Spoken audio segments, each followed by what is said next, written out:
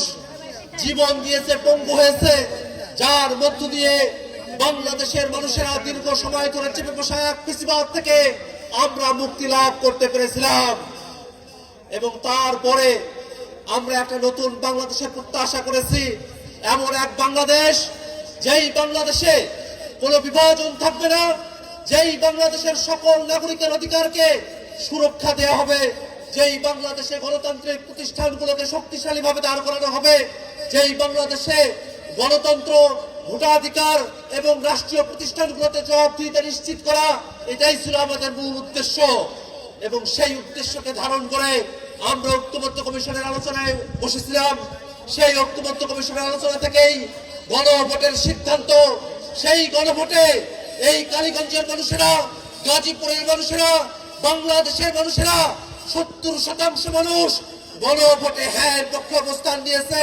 কিন্তু দুর্ভাগ্যের বিষয়, এই সংসদে প্রথম অধিবেশন, দ্বিতীয় অধিবেশন চলছে, কিন্তু এখনো পর্যন্ত গণভোটের প্রশ্নের কোনো সুরাহা করা হয় নাই।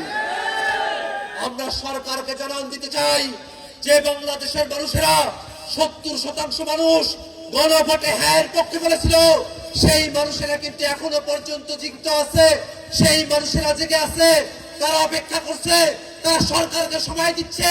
কিন্তু যতক্ষণ পর্যন্ত না গণভোটের রায় বাস্তবায়ন করা হবে, ততক্ষণ পর্যন্ত জনগণের আশাকে বাস্তবায়ন করা সম্ভব হবে না। ভাইরা আমার, আমরা এই বাংলাদেশে নানা ধরনের অরাজকতা দেখছি, বিভিন্ন জায়গায় চাঁদাবাজি, ছিনতাই, মাদকের সাম্রাজ্য তৈরি হয়েছে।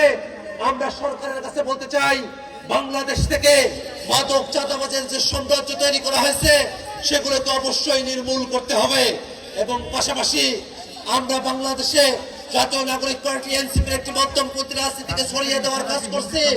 আমরা এই কালীগঞ্জবাসী এবং গোটা গাজীপুরবাসীকে আহ্বান জানাবো, এনসিপির সাথে থাকুন।